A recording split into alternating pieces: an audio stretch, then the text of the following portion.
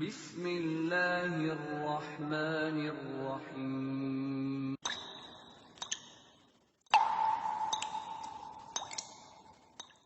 Nabi Muhammad diutus untuk semua manusia sampai selesai kehidupan. Nabinya wafat, petunjuknya tetap menjadi petunjuk bagi semua manusia. Hudan. Apa isinya? Al-Quran. Jadi bocoran pertama, Allah menyampaikan, kalau saya sampaikan, Anda boleh ragu dan tinggalkan. Tapi kalau Allah yang sampaikan, di mana Anda bisa merasa ragu? Karena itu ketika firman Allah dibuka di Quran, kalimat rumusnya jangan ragu. Dzalikal kitabu la raiba fi. Perhatikan, Allah langsung menyampaikan di Quran, isi Quran itu dari Al-Fatihah sampai An-Nas itu semua petunjuk kehidupan kita. Jadi kalau Anda ingin mengerjakan apapun, itu isinya ada di Quran semua. Jadi sebelum kita lahir sampai kita wafat, ada semua di situ. Ya, saya baca cepat ya, tapi saran saya, tolong jangan dicatat. Dan pemirsa dimanapun Anda berada, Anda cukup dengarkan saja. Ya, karena seringkali ada keluhan, Ustadz kenapa terlampau cepat? Tujuan saya bukan supaya Anda catat, saya hanya ingin perdengarkan saja. Fokus ini. Jelas? Belum saya terangkan bagaimana bisa jelas. Saya bacakan dulu baru jelas ya. Baik itu tidak harus menjadikan kita segagal fokus ya. Baik. Lihat sini.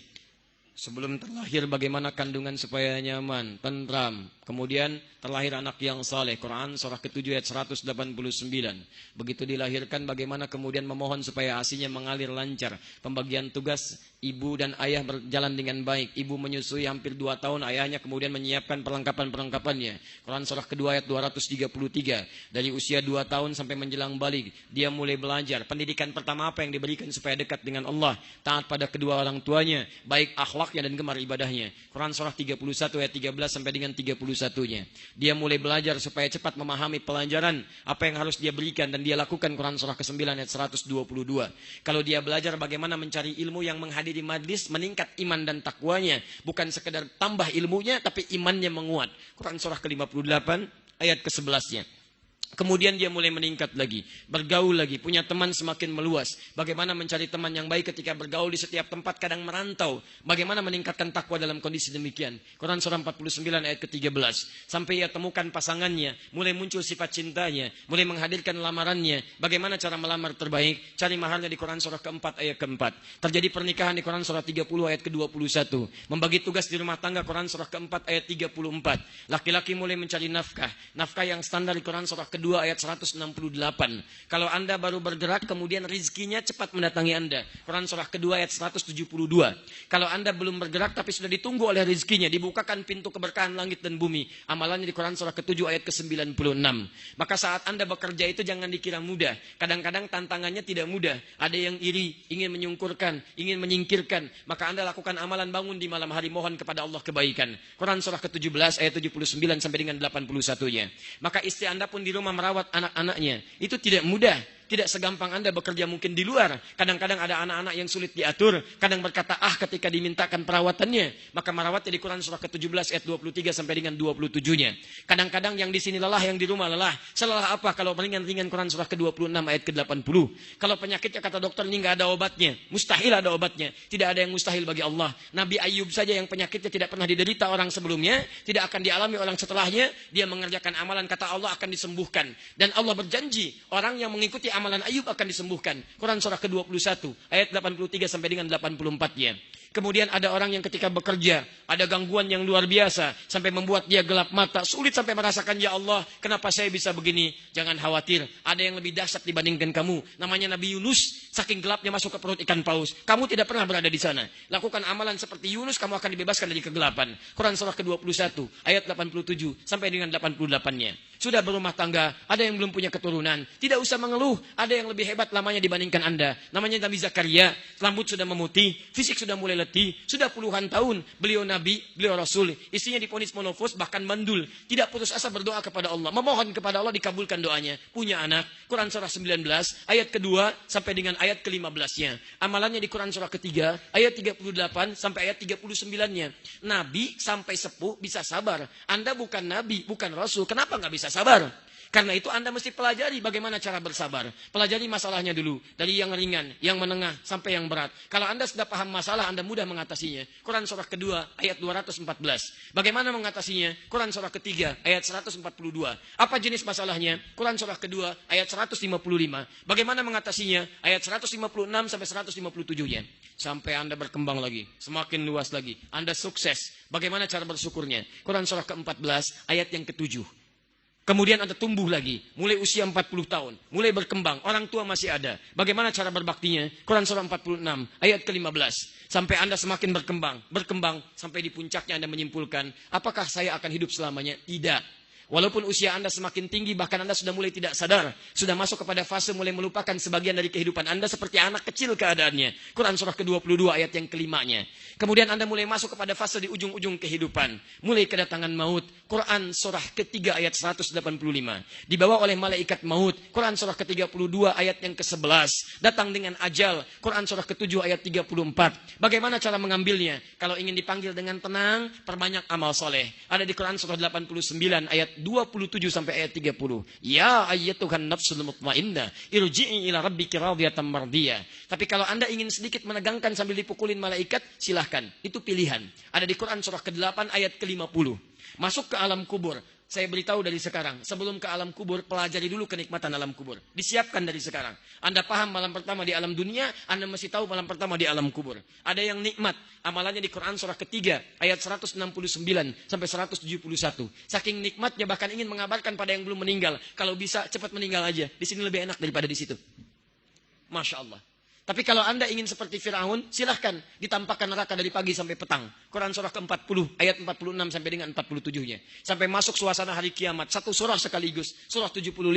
Yang hebat, ada yang langsung melihat Allah tanpa hijab. Masuk surga dia, tanpa hisab. Quran surah ke-75, ayat 22 sampai 23 dalam melihatnya. Quran surah kedua, ayat 25 dalam masuk surganya. Ada masuk neraka tanpa hisab. Quran surah ke-18, ayat 100 sampai dengan 101-nya.